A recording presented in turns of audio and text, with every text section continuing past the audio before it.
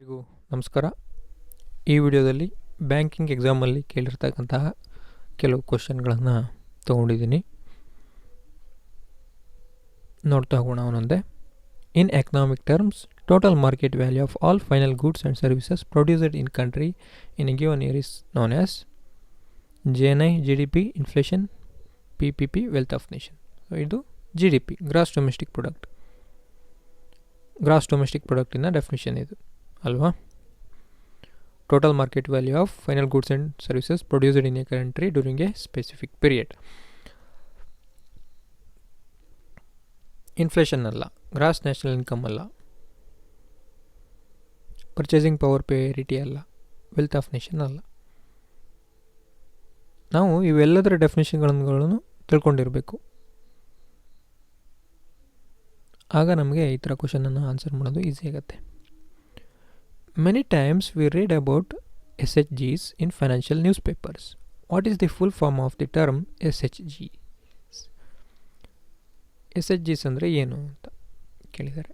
Self help groups other than those given as options, small help groups, small hope in growths, self hope groups. Self help groups ಅನ್ನೋದು answer ಒಂದೇದು. ಸ್ವಸಹಾಯ ಸಂಘ ಅಂತಾರಲ್ಲ, self help groups, ಸ್ವಸಹಾಯ ಸಂಘ ಅದು.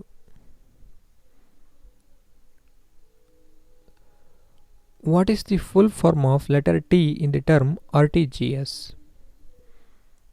RTGS ಅಂದರೆ ಏನು? Real time gross settlement. T ಏನನ್ನು ಸೂಚಿಸುತ್ತೆ ಅಂತ ಕೇಳಿದರೆ ಟೈಮನ್ನು ಸೂಚಿಸುತ್ತೆ ಇಲ್ಲಿ ಅಲ್ವಾ. ರಿಯಲ್ ಟೈಮ್ ಗ್ರಾಸ್ ಸೆಟಲ್ಮೆಂಟ್ ಅದನ್ನು ನೋಡ್ಕೊಂಡ್ರಾಯ್ತು.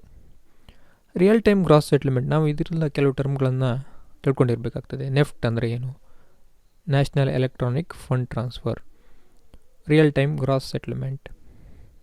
ರಿಯಲ್ ಟೈಮ್ ಗ್ರಾಸ್ ಸೆಟಲ್ಮೆಂಟ್ ಅಂದರೆ ತಕ್ಷಣ ಸೆಟ್ಲ್ ಆಗುತ್ತೆ. ಈಗ ನಾವು ಒಂದು ಬ್ಯಾಂಕಿಗೆ ಹೋಗಿ ಮತ್ತೊಂದು ಬ್ಯಾಂಕಿನ ಕಸ್ಟಮರಿಗೆ ಅಕೌಂಟಿಗೆ ದುಡ್ಡನ್ನು ವರ್ಗಾವಣೆ ಮಾಡಬೇಕು.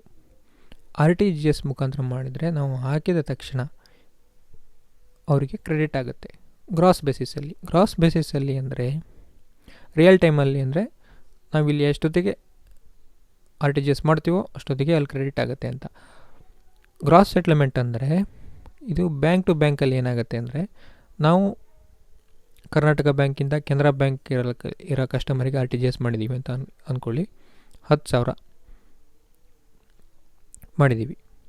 ಕರ್ನಾಟಕ ಬ್ಯಾಂಕು ಕೆನರಾ ಬ್ಯಾಂಕಿಗೆ 10,000 ಸೆಟ್ಲ್ ಮಾಡಬೇಕು ಅಲ್ವಾ.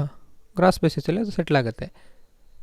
ನೆಫ್ಟಲ್ಲಿ ಏನಾಗುತ್ತೆ ಅಂದರೆ ನೆಟ್ಟಿಂಗ್ ಆಫ್ ಬೇಸಿಸ್ ಮೇಲೆ ಆಗುತ್ತೆ. ಕರ್ನಾಟಕ ಬ್ಯಾಂಕಿಂದ ಒಬ್ಬನು ಕೆನರಾ ಬ್ಯಾಂಕ್ ಕಸ್ಟಮರಿಗೆ 10,000 ಡೆಪಾಸಿಟ್ ಮಾಡ್ದ, ಇಲ್ಲ ನೆಫ್ಟ್ ಮಾಡ್ದ. ಕೆನರಾ ಬ್ಯಾಂಕಿಂದ ಒಬ್ಬನು 5,000 ಡೆಪಾಸಿಟ್ ಮಾಡ್ದ ಅಥವಾ 5,000 ನೆಫ್ಟ್ ಮಾಡ್ದ ಕರ್ನಾಟಕ ಬ್ಯಾಂಕಿಗೆ.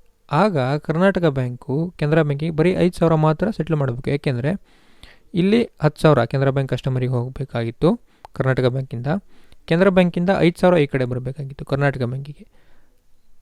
ಅದನ್ನು ನಾವು ನೋಡಿದಾಗ ಕರ್ನಾಟಕ ಬ್ಯಾಂಕು ಫೈನಲಿ 5,000 ಕೊಡಬೇಕು ಕೆನರಾ ಬ್ಯಾಂಕಿಗೆ. ಇದನ್ನು ನೆಟ್ಟಿಂಗ್ ಆಫ್ ಬೇಸಿಸ್ ಅಂತ ಕರಿತೀವಿ. ಇದು ಅವರ್ಲಿ ಬೇಸಿಸಲ್ಲಿ ನೆಫ್ಟಲ್ಲಿ ಆಗುತ್ತೆ. ನೆಫ್ಟಲ್ಲಿ ಬ್ಯಾಚ್ ವೈಸು ಪ್ರೊಸೆಸ್ ಆಗ್ತಾ ಹೋಗುತ್ತೆ ಕ್ಯೂ ಅಲ್ಲಿ. RTGS ತಕ್ಷಣ ಪ್ರೊಸೆಸ್ ಆಗುತ್ತೆ ಅದು. ಅದಕ್ಕಾಗಿ ಅದನ್ನು ರಿಯಲ್ ಟೈಮ್ ಗ್ರಾಸ್ ಸೆಟಲ್ಮೆಂಟ್ ಅಂತ ಹೇಳ್ತಾರೆ. IFSC has how many digits? 7, 15, 11, 9, 19. Indian financial system code ಅಂತ IFSC ಅಂದರೆ. ಎಕ್ಸಾಂಪಲ್ ನೋಡಿ, KARB 00000306. ಇದು ಕರ್ನಾಟಕ ಬ್ಯಾಂಕಿನ ಒಂದು ಬ್ರ್ಯಾಂಚಿನ IFSC ಕೋಡು. ಇದರಲ್ಲಿ ಮೊದಲ 4 ಲೆಟರು ಬ್ಯಾಂಕ್ ನೇಮನ್ನು ಪ್ರತಿನಿಧಿಸುತ್ತೆ. 5ನೇದು 0 ಇರುತ್ತೆ ಎಲ್ಲ ಇದರಲ್ಲೂ. ಮುಂದಿರೋದು ಬ್ರ್ಯಾಂಚಿನ ಕೋಡ್ ಆಗಿರುತ್ತದು, ಯಾವ ಬ್ರ್ಯಾಂಚು ಅನ್ನೋದನ್ನು ಹೇಳುತ್ತೆ ಅದು. ಇದನ್ನು ಲೆಕ್ಕ ಮಾಡಿದಾಗ 11 ಇದೆ. ಇದು 1, 2, 3, 4, 5, 6, 7, 8, 9, 10, 11 ಆಲ್ಫಾ ನ್ಯೂಮರಿಕ್ ಕೋಡ್ 11 ಡಿಜಿಟ್ ಮೂರನೇದು answer 11 digit alpha numeric code ಇದು.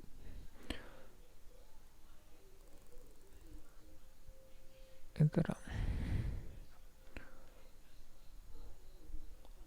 ಧನ್ಯವಾದಗಳು.